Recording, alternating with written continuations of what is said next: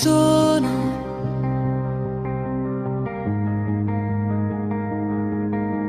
আজ আমি তোমাকে বলতে চাই যে তুমি শুধু না, যেতে দেব না, মনের খাঁচায় বেঁধে রাখো তোমাকে। আজ বলো তোমায় কিছু কথা, যেতে